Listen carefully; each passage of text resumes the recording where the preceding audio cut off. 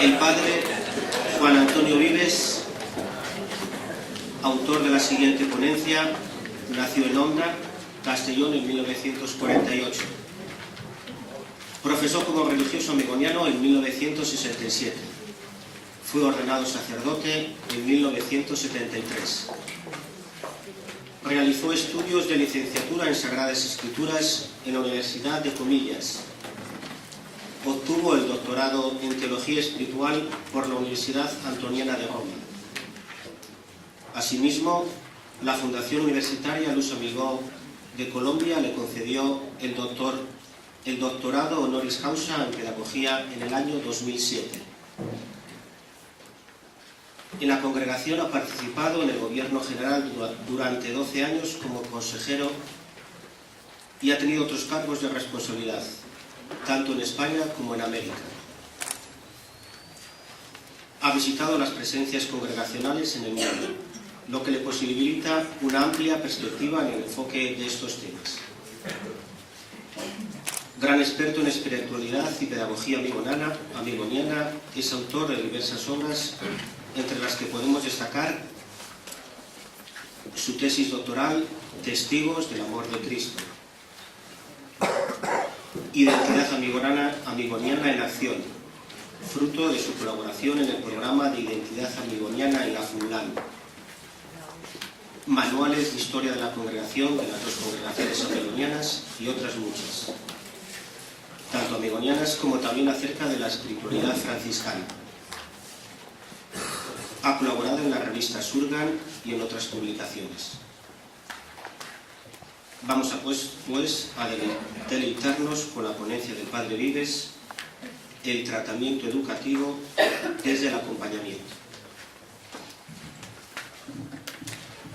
Bien, pues el título ya está, entonces pasamos directamente a materia. La pedagogía amigoniana no es solo cristiana por cultura, sino que lo es también por fe. Consecuentemente, quien quiera internarse en profundidad en el ser y hacer amigoniano, no podrá nunca renunciar a saborear de alguna manera el sentimiento religioso que inspira sus primeras y más vitales raíces. He querido traer este pensamiento, o si se prefiere, profunda convicción, que expresé en su día en mi obra Identidad amigoniana en acción, como pórtico de esta conferencia centrada en el valor del cercano acompañamiento, que es sin duda uno de los valores más castizos e identificantes del ser, sentir y hacer amigoniano. Y lo he hecho porque quiero iniciar la profundización de ese cercano acompañamiento, aunque sea solo como en una especie de preámbulo, desde el hecho religioso en que, a mi entender, encuentra dicho valor su más profundo enraizamiento dentro de la amigonianidad. El padre Luis Amigó proclamó en más de una ocasión: propio es del amor procurar identificarse en un todo con el amado, elevándole de su condición, si es necesario, o descendiendo de la suya el amante, para procurar una perfecta unión de entrambos. Y esta su proclama, que constituye una cabal invitación a acercarse e identificarse con el otro, encuentra su fundamento en el misterio cristiano de la encarnación. En su afán redentor, en su afán por ayudar al hombre y a la mujer a encontrar el verdadero sentido a su existencia y por ende la felicidad, porque ese es el verdadero sentido de la existencia humana, no solo en el más allá, sino también en el más acá, Cristo se encarna, se hace carne humana, asume la realidad del hombre, no se limita a estar o vivir entre las personas, se hace una de ellas, dejando así bien claro que solo asumiendo la situación del otro se le puede acompañar con ciertas garantías de credibilidad y de éxito en el autoproceso de su propia y progresiva maduración. Toda la vida de Cristo puede ser leída perfectamente en clave de encarnación, de cercano acompañamiento. Vive mezclado entre la gente más sencilla y humilde. Introduce en su casa, en su intimidad, a aquellos que escoge para continuar su obra y forma con ellos una verdadera escuela peripatética en la que se va aprendiendo en contacto con las situaciones y problemáticas propias de la gente que va encontrando y acogiendo en su caminar. Con todo, hay un texto en el propio Evangelio que se puede considerar verdaderamente paradigmático respecto a la constante actitud de encarnación, de directa implicación de Cristo en la vida de quienes le rodeaban, de cercano acompañamiento de todo aquel que se encontraba en su camino.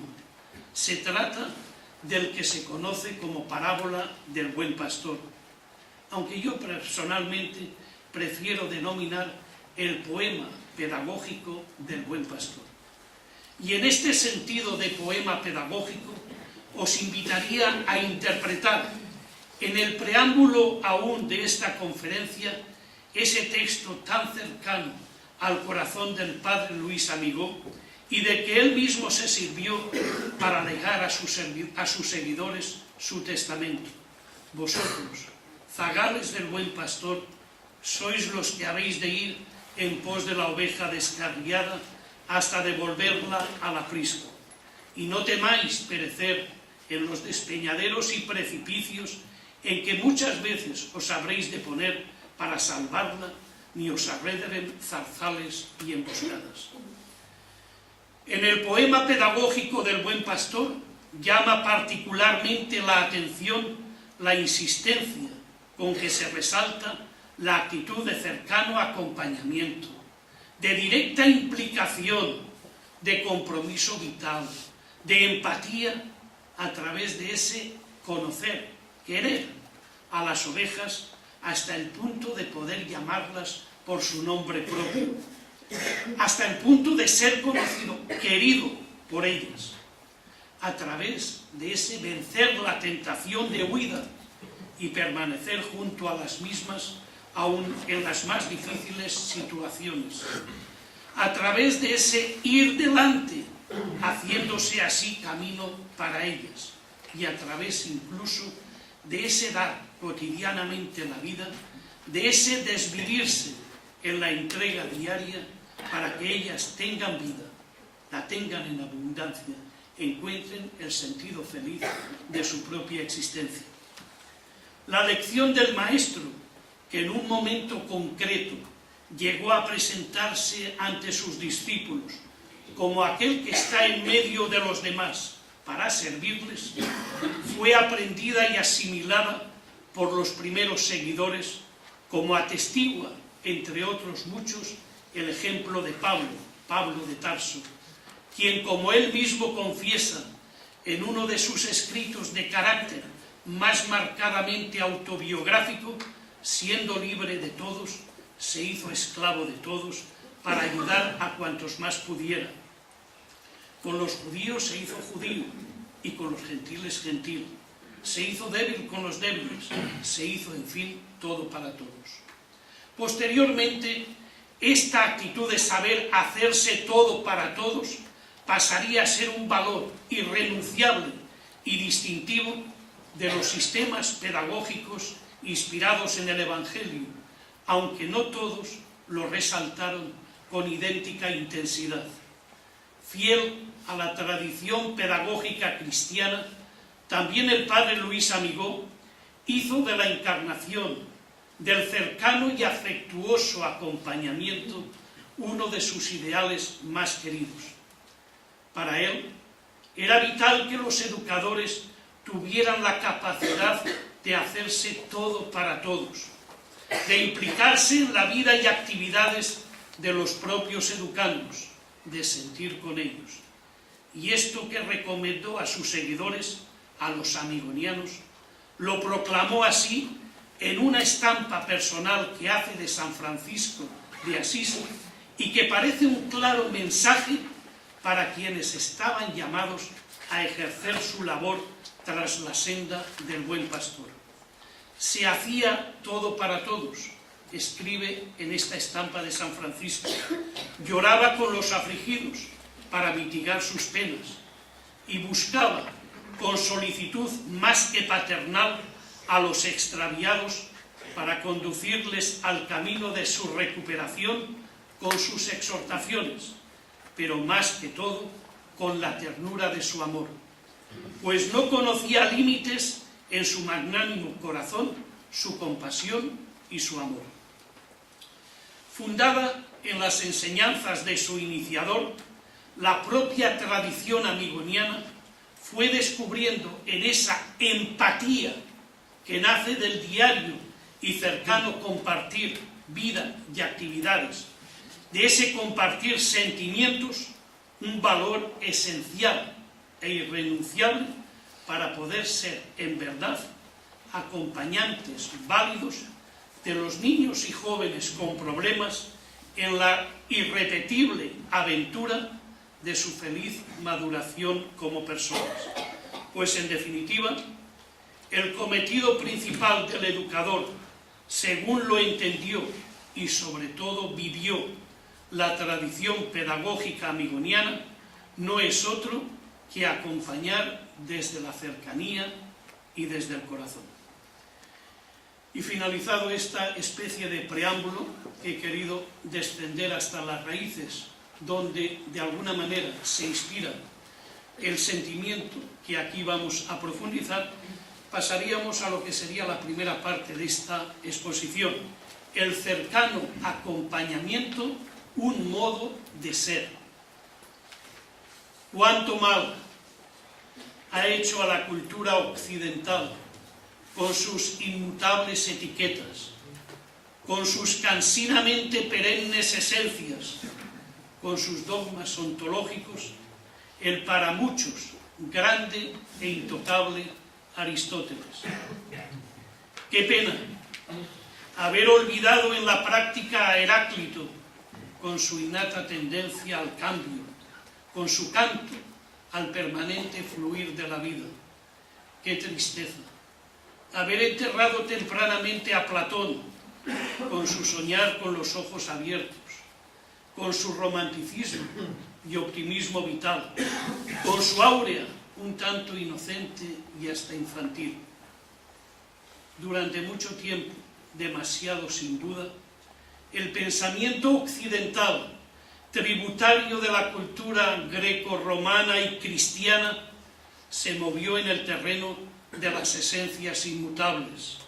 El ser era tal, tenía su identidad, sin que su actividad influyese de forma determinante en la misma.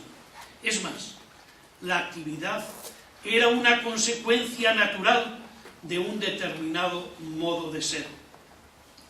Hubo que esperar a los existencialistas, con su gran inspirador y de alguna manera padre Heidegger a la cabeza, para que nuestra cultura tomase conciencia de que el tiempo, el diario vivir, va recreando cada día el propio ser, lo va transformando. La actividad dejaba de ser así una simple consecuencia para asumir el rol de causa agente de identidad personal. Y aunque es verdad que los filósofos no crean la vida, aunque es verdad que la persona no empieza a ser existencia más que esencia, o mejor, la esencia no empieza a ser al mismo tiempo existencia, vida, cotidianidad, porque un día Heidegger lo dijera. Aunque es verdad todo esto, repito, sin embargo, al reflexionar sobre la vida y sacar sus conclusiones, Los filósofos influyen, no cabe duda, de forma decisiva en el futuro a través de la cultura. Y la cultura, sin crearla tampoco, recrea la vida, le da una específica tonalidad y color.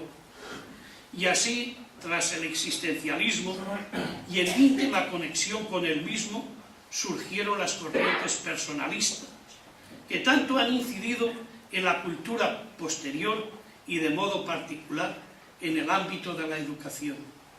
Del padre Luis Amigó no podemos decir que fuese culturalmente tributario de sistemas de pensamiento relacionados con existencialismos, vitalismos y un largo etcétera, aunque es verdad y no es un dato a tener en poca consideración, por más que no sea este ni el momento ni el lugar adecuado para profundizar en ello, que de acuerdo a la tradición franciscana, su línea de formación siguió más a San Agustín y con él a Platón que a Santo Tomás de Aquino y toda una escolástica tributaria de Aristóteles. Con todo, y aunque no podamos encuadrarlo con honradez científica en dichos sistemas del discurrir filosófico, el padre Luis Amigó tiene una frase que evoca con espontaneidad un cierto existencialismo y vitalismo. Cada congregación, dice, tiene su espíritu propio, su propia identidad, podríamos leer, conforme a la misión, a la actividad que le ha sido confiada. Y eso que afirmaba el iniciador de la pedagogía amigoniana ha llegado a ser una palpable realidad entre sus seguidores, que poco a poco se han ido percatando con creciente nitidez cómo su actividad entre los niños y jóvenes con problemas, su cercano acompañamiento de los mismos y su cordial convivencia con ellos les ha ido configurando su ser, su identidad como personas y educadores con determinados y determinantes valores, y se han ido percatando también cómo esa transformación se ha debido fundamentalmente a lo que alguien hace ya un tiempo denominó el secreto del zorro. ¿Quién eres?, dijo el Principito. Eres muy lindo. Soy un zorro, dijo el zorro. Ven a jugar conmigo, le propuso el Principito. No puedo jugar contigo, dijo el zorro. No estoy domesticado. ¿Qué significa domesticar?, preguntó el Principito. Es una cosa demasiado olvidada, dijo el zorro. Significa crear lazos. ¿Crear lazos? Sí, dijo el zorro. Para mí no eres todavía más que un muchacho semejante a 100.000 muchachitos, y no te necesito, y tú tampoco me necesitas. No soy para ti más que un zorro semejante a 100.000 zorros, pero si me domesticas, tendremos necesidad el uno del otro. Serás para mí único en el mundo, seré para ti único en el mundo. Por favor, domestícame, suplicó el zorro y añadió, suplicó al zorro y añadió, solo se conocen las cosas que se domestican. Y el Principito domesticó al zorro, y el zorro, ya de despedida, le desveló este secreto. No se ve bien sino con el corazón. Lo esencial es invisible a los ojos. Qué manera tan poética y tierna de describir la empatía, la comunión de sentimientos, la creación de lazos afectivos, el lenguaje, a menudo no verbalizado, que se produce de corazón a corazón y que se produce en el entramado de los sentimientos. Y la empatía ha sido fundamental en el quehacer diario de una pedagogía como la amigoniana, en la que el cercano acompañamiento, más que cercanía física, que también es fundamental y la ha habido siempre, ha sido cercanía afectiva, como claramente reclaman estos dos textos de autores amigonianos que, entre otros muchos, he querido seleccionar y traer ahora aquí. El mejor medio para ayudar a los alumnos en su recuperación, se decía ya en 1902, es aconsejar, sufrir, vigilar y llorar con ellos y reír con sus alegrías. Tengamos en cuenta, anota otro unos años después, que lo que hace una casa de familia acogedora es el cariño, la alegría, los brazos abiertos de una madre que oculta las faltas del hijo y que olvida y recuerda. Ese espíritu de compenetración es lo que hace acogedora una casa. Y este espíritu existe entre educadores y alumnos en nuestros centros, pues los educadores viven con los alumnos, comen y juegan con ellos alternan y forman una familia cuyo hermano mayor es el educador. Como fruto precisamente de ese saber estar, o mejor aún, de ese saber ser, empatía para los demás y crear con ellos relaciones cordiales, el educador amigoniano ha ido desarrollando, como ya antes se adelantaba, determinados y determinantes valores que le han ido confiriendo un talante propio e identificante. Tales valores encuentran sin duda una de sus mejores y más logradas expresiones en este texto de uno de los pioneros de la pedagogía amigoniana. El verdadero amor se muestra, escribía este pionero, en lo incansable de la solicitud por auxiliar y amparar, en la fidelidad, en guiar y ayudar, en la paciencia, en aguardar hasta el tiempo oportuno, en la comprensión con los que yerran, en fin, en la caridad que todo lo espera, todo lo perdona y que permanece fiel incluso al que desdeña la ayuda y al que parece ya un caso perdido.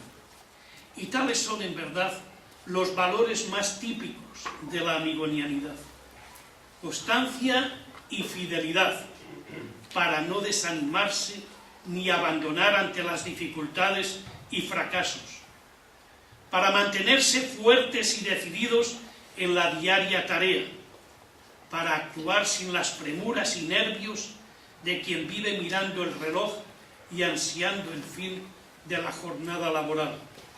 Paciencia y comprensión para saber esperar el tiempo oportuno, para saber perdonar los errores y retrocesos de los alumnos en el propio proceso educativo, para saber hacer la vista gorda ante situaciones que no conviene dramatizar, para no perder la alegría vital, ni tan siquiera en los momentos más aciagos, para poseer en todo momento la capacidad de volver a empezar y ofrecer así nuevas oportunidades de superación a los alumnos.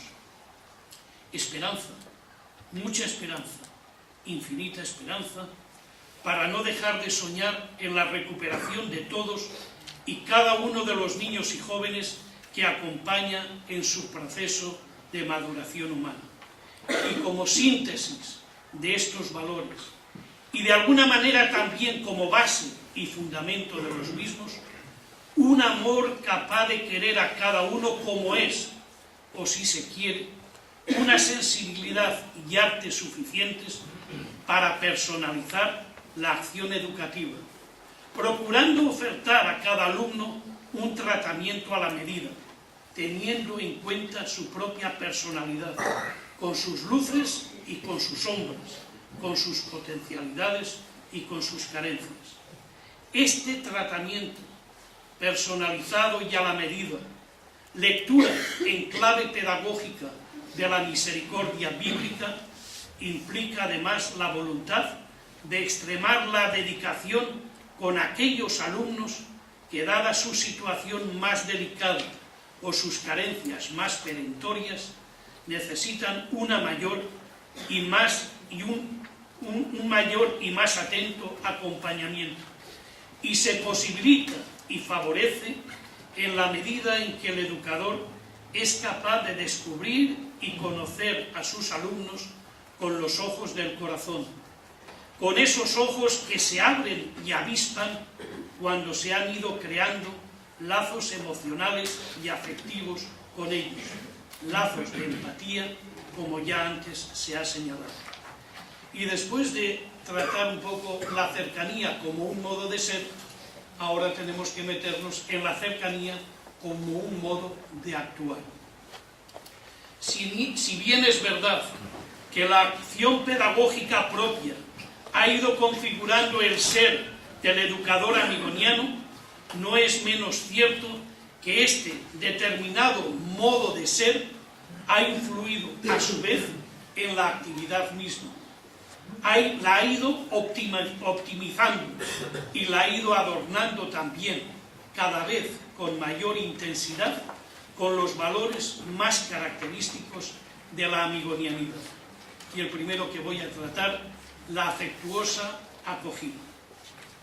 Un primer ámbito que ha ido cobrando calidad creciente a partir del talante característico de los amigonianos ha sido el de la afectuosa acogida del niño y del joven al iniciar su tratamiento terapéutico.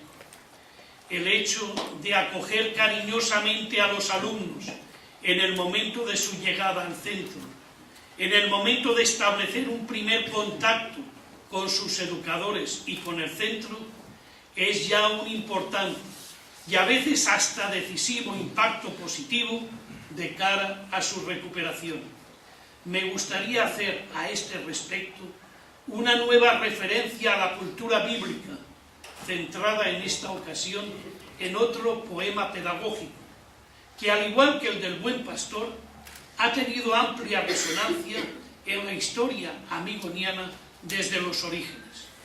Me refiero al que tiene como protagonista a un padre al que se le ha marchado de casa el menor de sus hijos.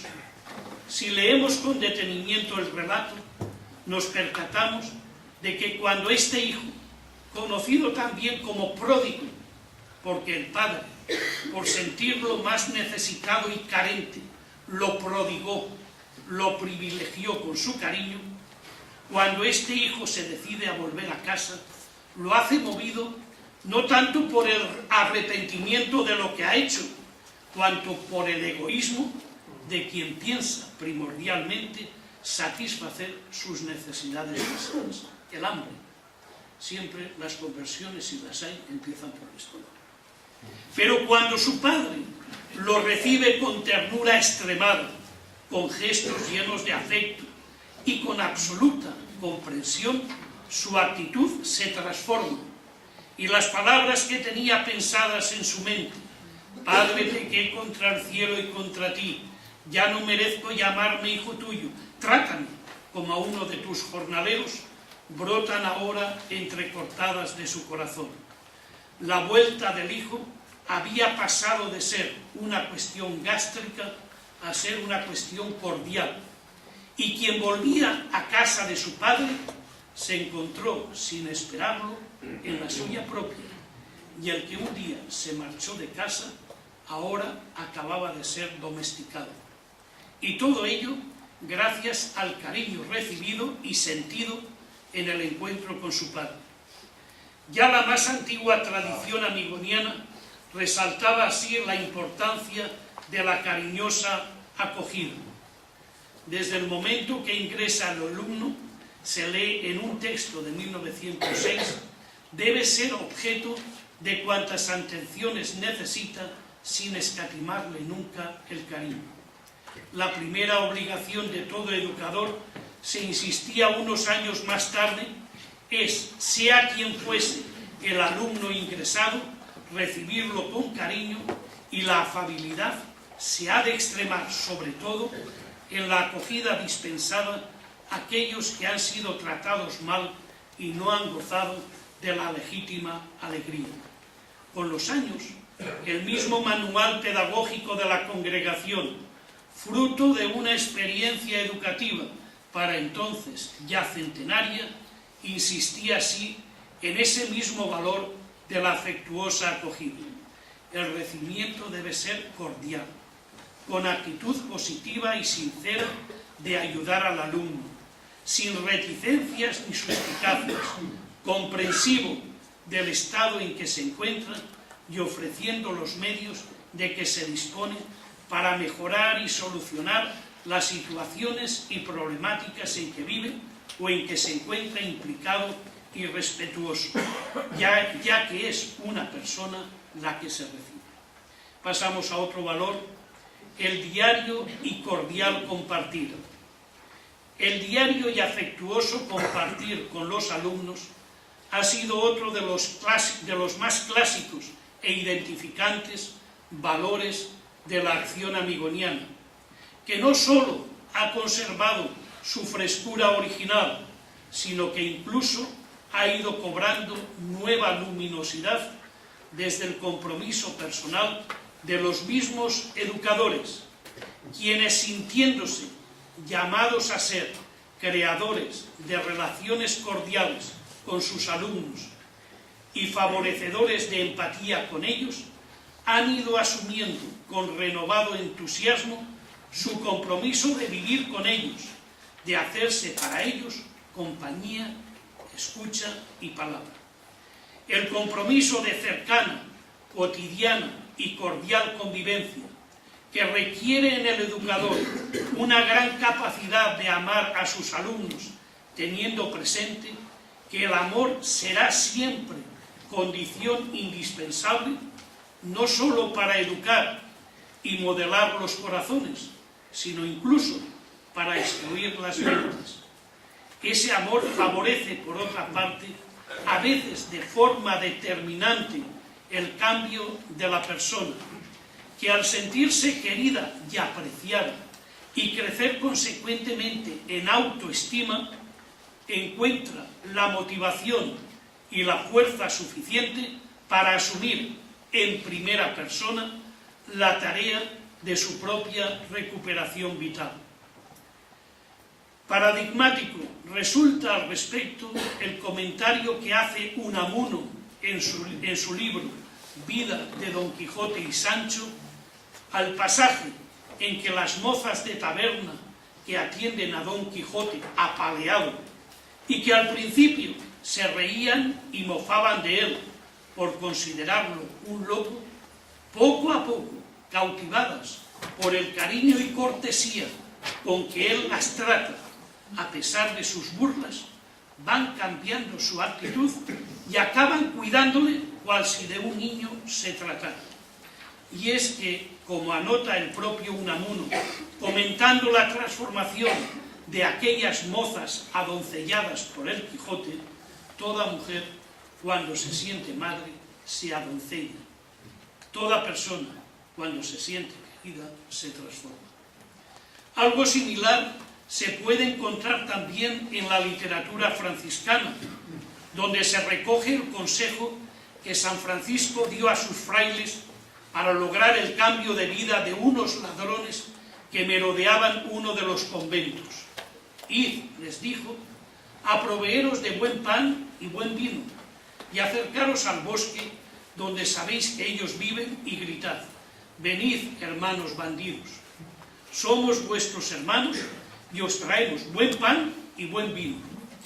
Enseguida acudirán a vuestra llamada, tended un mantel en el suelo y colocad sobre él el pan y el vino, y servídselos con humildad y buen talante.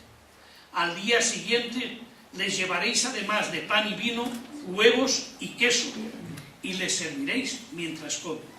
Y si así lo hacéis, acabarán cambiando de vida por la humildad y cariño que habéis tenido con ellos. Es muy posible, como concluyen muchos estudiosos del tema, que este relato de los bandidos sea el pasaje histórico que se esconde tras la leyenda del lobo de Gubbio, cuyo mensaje, idéntico al del relato anterior, resume así el propio padre Luis Amigó. Para el corazón del hombre, las misericordias son como flechas encendidas que prenden en él el fuego del amor y acaban por convertir en manso cordero al que era un lobo rapaz. En sintonía con todo lo anterior, los primeros educadores amigonianos hablaban del afectuoso compartir y convivir en estos términos.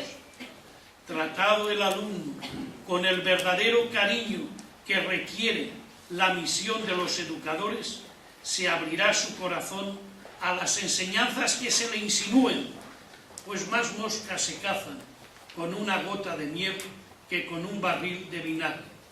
Por consiguiente, los educadores amigonianos, se proclamaba ya en 1906, comen con sus alumnos, con ellos trabajan y con ellos se solazan, toman parte en sus mismos juegos, les responden cariñosamente y sin reservas y establecen con ellos una mutua relación de estima y afecto. Y uno de los proyectos educativos amigonianos de la última década, haciéndose eco de este sentir de la tradición, pero dándole al mismo tiempo renovada fuerza y calor, proclama: no hay nada como saberse escuchado y sentirse tenido en cuenta. Es pues importante establecer una comunicación educador-educando cimentada sobre la confianza, el respeto, la intimidad, la escucha, mostrando el educador una actitud de compromiso y de diálogo. Los educadores, además, inmersos en la dinámica cotidiana del grupo, participan de él de obra, pensamiento y sentimiento, compartiendo así ansias, luchas, deseos, penas, ilusiones, esperanzas, proyectos, recuerdos, experiencias y un largo etcétera. Tercer valor de ese modo de actuar desde la cercanía: la total e incondicional dedicación. El educador está llamado a ser hombre frontera, es decir, a ser una persona que sin buscar insanamente dificultades o contrariedades sabe asumir y afrontar con libertad, con gallardía y con alegría las que cada día va encontrando en la aventura, agradable siempre, pero no fácil, de acompañar a otros en el itinerario de su propia maduración personal. Pero esa actitud de hombre frontera es patrimonio de quien es lo suficientemente fuerte para no echarse atrás, para no refugiarse en la retaguardia de la educación. Una de las más claras manifestaciones de la fortaleza que se necesita para ser frontera ha sido tradicionalmente entre los amigonianos la dedicación completa, o como castizamente solía decirse, la dedicación sin horarios, que por lo demás ha constituido siempre una de las muestras más patentes y testimoniales de la fidelidad inquebrantable que ha caracterizado el propio sentimiento educativo. Siempre la presencia afectuosa junto al otro es signo de fidelidad y predilección, pero cuando esa presencia se mantiene en los momentos de más dificultad, adquiere con mayor claridad el tono de un amor incondicional. El permanecer junto al otro cuando las cosas no le van bien, cuando arrecian los problemas, cuando todos tienden a abandonarle, o el continuar acompañándole más de cerca, más allá de lo legal, más allá de lo obligatorio y establecido, es una prueba muy testimonial de que se le quiere por lo que en realidad es. Ciertamente, este ideal, lo escribía asimismo en Identidad Amigoniana en Acción, necesita en la actual cultura una relectura que lo haga armonizable con la realidad que hoy presenta una sociedad profesionalizada. La justicia social ha recorrido, no cabe duda, durante el pasado siglo XX su verdadera andadura, y sus avances, que constituyen uno de los grandes méritos de la actual civilización, han aportado nuevos y positivos valores al mundo laboral, que no pueden ser ignorados ni ladeados. No se trataría, pues, ahora, a la luz del ideal de la dedicación completa, de añorar patrones laborales con interminables horarios de trabajo ya superados, ni de renunciar tampoco a los justos logros sindicales. No sería lógico ni justo. Se trataría de unir a la adecuada preparación técnica la necesaria disposición, generosidad y reciedumbre de ánimo. Por mucho que se profesionalice, la educación siempre deberá superar el ámbito de lo laboral. Por orientarse no a la construcción de objetos, sino al acompañamiento de sujetos, de personas, nadie podrá establecer nunca para la profesión un código ético que vaya más allá de unos mínimos. Su ideal, por entrar en el ámbito del sentimiento humano y por ende del arte, siempre implicará, por parte del educador y por encima de toda legislación laboral, un amplio margen de maniobra en el que pueda él dar cauce a sus sueños y pueda manifestarse como un auténtico poeta de la acción educativa. Y cuarto y último valor de este acompañamiento desde la cercanía y este valor de la actividad amigoniana, el descomplicado y alegre saber estar. La descomplicación, la sencillez y la alegría en el trato, en el compartir, en el cercano acompañamiento, es sin duda uno de los grandes aportes que hizo a la escuela espiritual y pedagógica iniciada por Francisco de Asís a la amigonianidad. Uno de los distintivos de dicha escuela es precisamente el énfasis que se pone en el talante servicial. Para Francisco, el testimonio de amor es tanto más válido y creíble cuanto más se actúa con la actitud de quien sabe ser, en medio de los otros, uno más. Querer compartir con los alumnos sin renunciar a la aureola de ser el principal o el primero, o sin renunciar a un estatus de privilegio y de distanciamiento clasista, no deja de ser una utopía.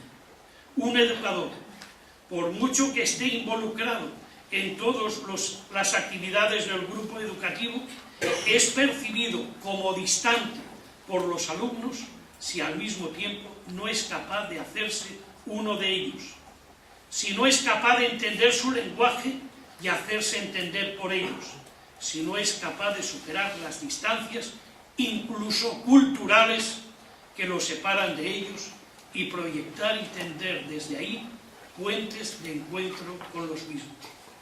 El educador amigoniano ha vivido, como alguien ha dicho, tan untado de muchacho que ha procurado incluso que en su porte externo, su mismo estilo de moverse y vestir, no crease distancias entre él y sus alumnos. Y para finalizar, estamos dentro del tiempo, dijeron 3/4 de hora, oye, 3/4 de hora. Y para finalizar, os invito a que descubráis, tras las palabras y sentimientos de estos versos del poeta mexicano Alfonso Junco, la súplica de una muchacha dirige a su educador. Para mí, con que se quedara esto que voy a leer ahora claro y en la mente de todos vosotros, ya me daría por más que pagado de este momento que os he castigado con mis palabras. Saber descubrir tras estos versos los sentimientos que una muchacha dirige a su educador. Así, te necesito de carne y hueso. mas el frío conturba en los abismos y en los días de Dios amaga el vértigo. Y un fuego vivo necesita el alma y un asidero. Hombre me hicieron, no desnuda inmaterialidad de pensamiento. Soy una encarnación diminutiva, el arte, resplandor que toma cuerpo. La palabra es la carne de la idea, encarnación es todo el universo. Carne soy y de carne te quiero. Caridad que viniste a mi indigencia. Qué bien sabes hablar en mi dialecto. Así, sufriente, corporal, amigo, ¿cómo te entiendo? Dulce locura de misericordia, los dos de carne y hueso. Muchas gracias.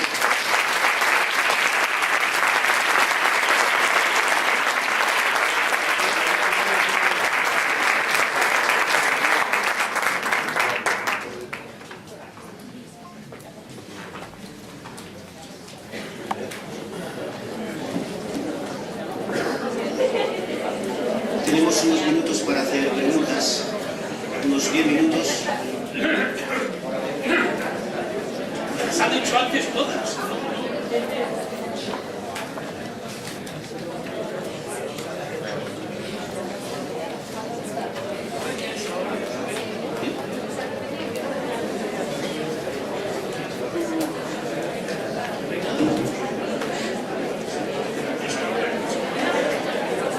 ¿Hay alguna pregunta?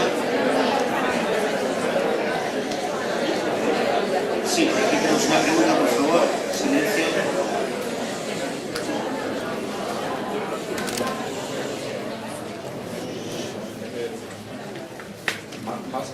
Más que una pregunta, es un pequeño comentario, una reflexión que se me ha ocurrido mientras te escuchaba. Yo he leído atentamente tu identidad amigoniana en acción, ¿verdad? Que se ha difundido en todas partes y lógicamente está presente en América. Creo que incluso nació en América. El otro día me encargaron un articulito y me resultó muy difícil porque a raíz de la aprobación de la Convención Internacional de los Derechos del Niño en 1989,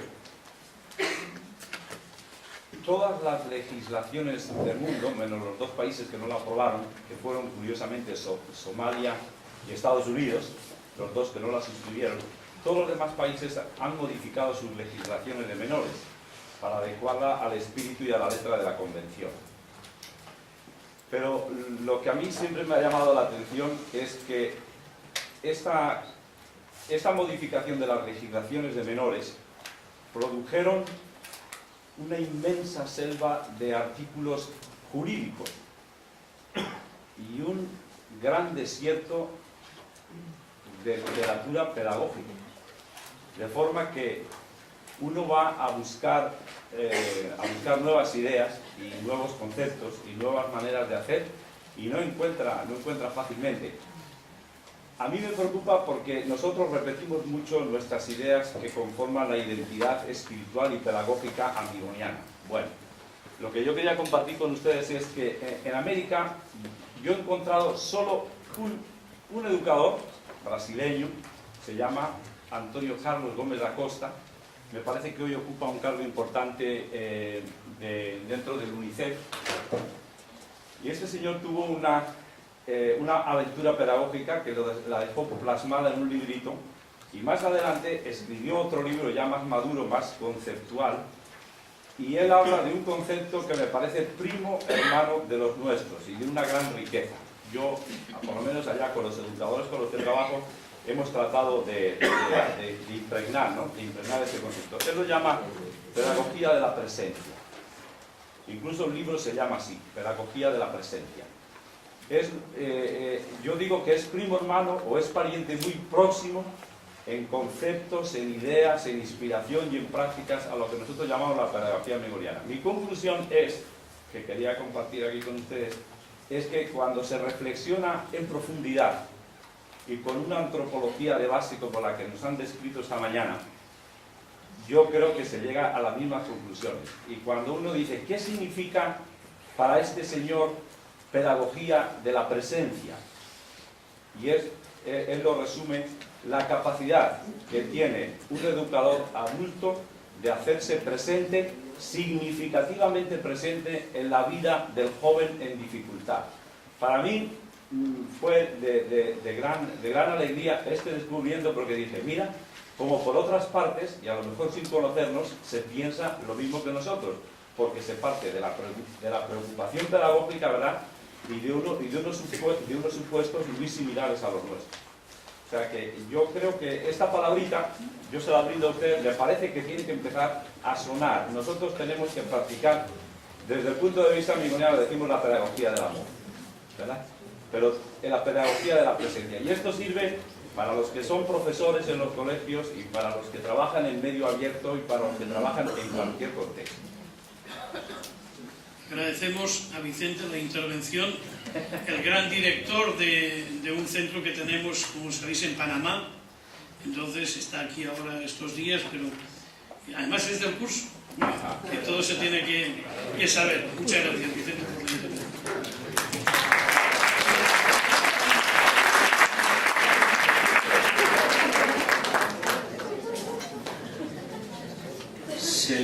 Si hay alguna pregunta, continuamos. Y si no, pasamos a comer a las 2. Pues comemos a las 2. Gracias.